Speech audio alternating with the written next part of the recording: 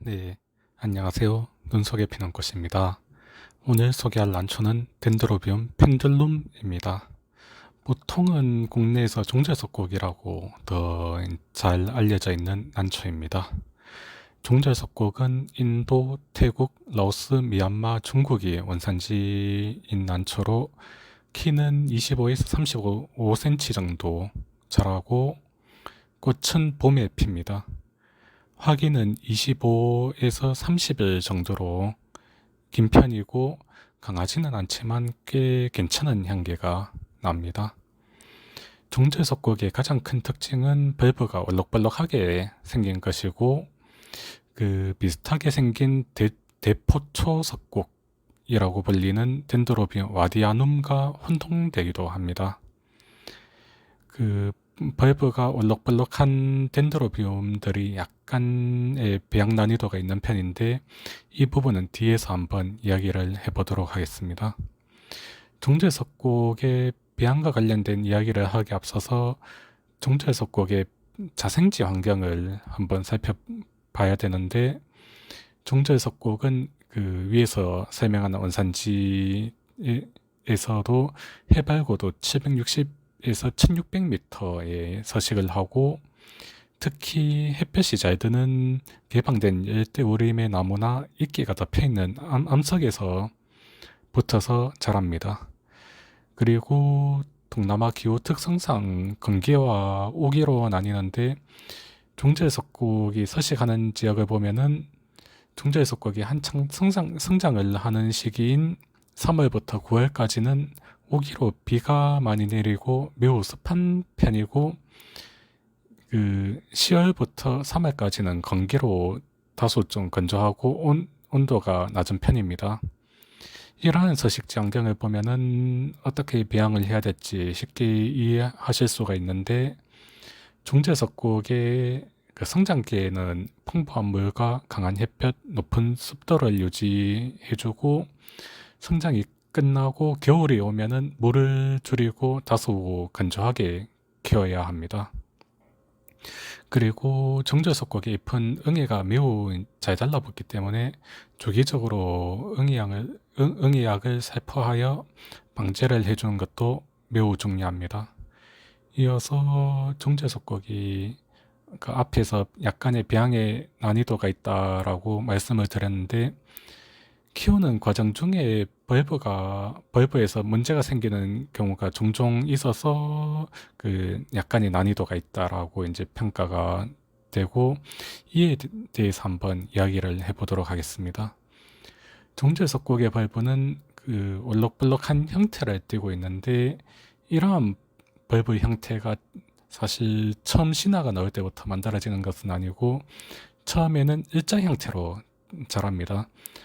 종자석곡의 벌브와 관련된 이야기에 앞서서 덴드로비움 벌브의 성장과 관련된 이야기를 먼저 이야기를 해봐야 될 듯한데 상당수의 덴드로비움들은 봄에 신화가 나오면은 장마가 끝날 때까지는 주로 길이 성장을 하고 이 시기를 전후로 어느 정도 성장이 끝나면은 각자 고유의 벌브 모양을 조금씩 나가기 시작합니다. 다만 아직 이 시기에는 벌브가 단단해지기 전 상태로 벌브를 만져보면 물렁물렁한 느낌이 많이 납니다.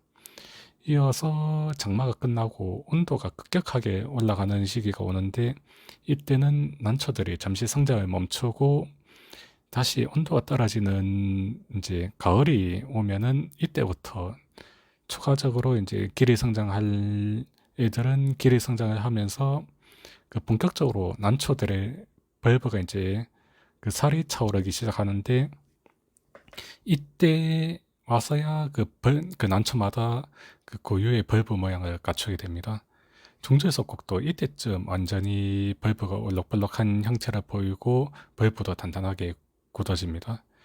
다시 돌아와서 종자석곡의 벌브에 종종 문제가 발생한다라고 말씀을 드렸는데 이러한 문제는 주로 연보병이나 줄기썩은병, 무름병 등을 이야기합니다.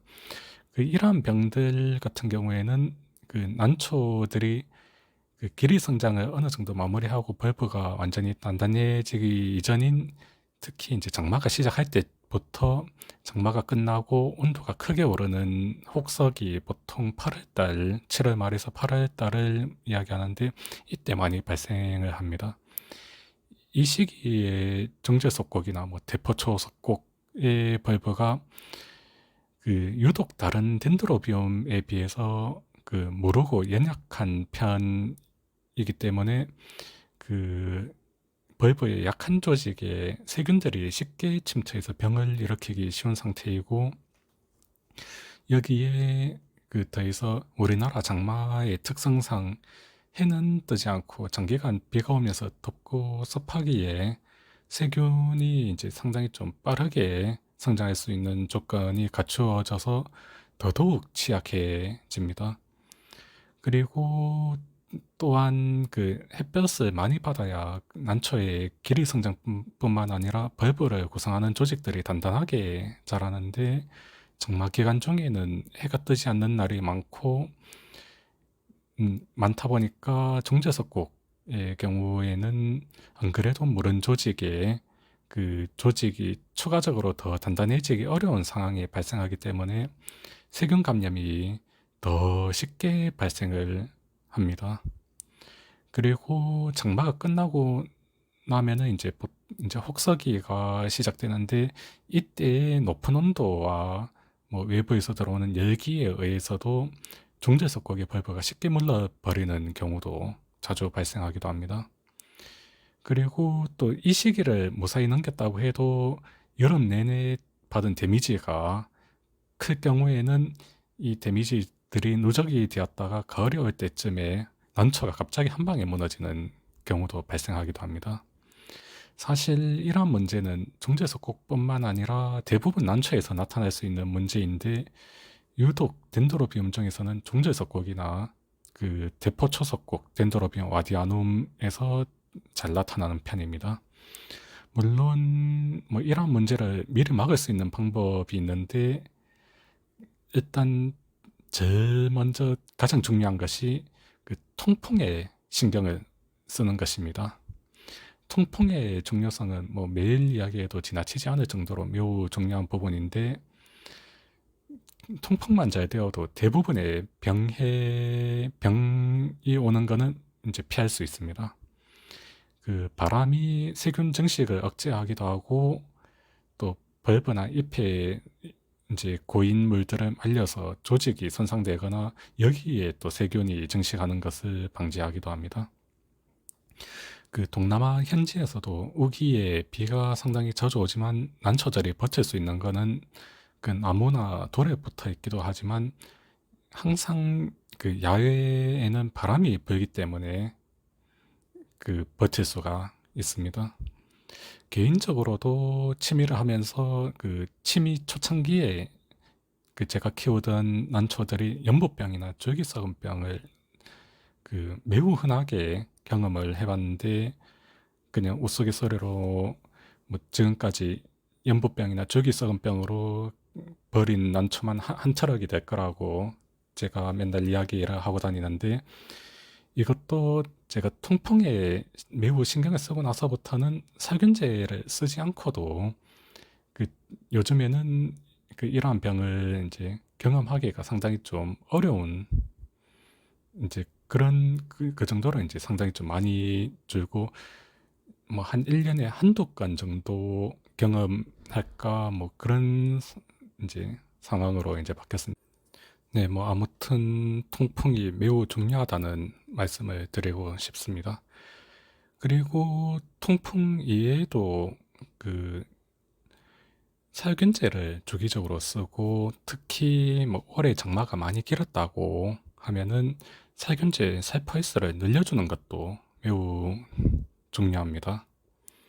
살균제가 세균이 식물로 침투하는 것을 막기도 하지만, 살균제 안에 식물을 작게 만드는 외화제 성분도 일부가 포함이 되어 있고, 또 이 외화제 성분이 식물의 조직을 작고 단단하게 만들어서 그 햇볕을 많이 보지 못해 옷자람이 심하거나 조직이 무른 식물에 또 이제 일부 도움을 주기도 합니다.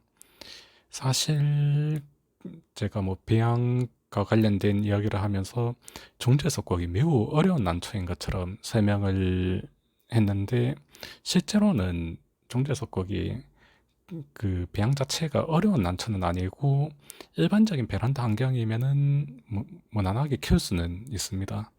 다만 벌브의 특성으로 인해서 다른 난초보다는 통풍이나 살균제 쓰는 거에 대해서 조금 더 신경을 쓸 필요가 있다는 부분을 이제 말씀드리고 싶고, 또한 그 응애가 잘 붙기 때문에 응애 방제도 신경을 써줘야 된다. 뭐 그 정도로만 이해를 해주시면 될 것 같습니다. 아무튼 이 종절석곡이 최근에는 국내에서도 그 실생 배양이 되어서 나왔고, 태국에서도 꽤나 수입이 되어서 들어왔는데, 이제 그래서 예전부터 국내에서는 꽤 이제 제법 흔하게 볼 수 있는 덴드로비움입니다.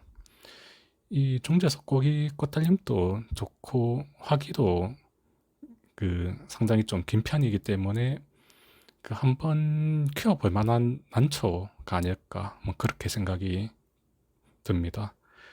네, 오늘은 종자석곡의 이제 그 배양과 관련된 이야기를 해보았는데, 뭐 영상은 여기에서 이제 마무리하도록 하겠습니다. 예, 시청해 주셔서 감사합니다.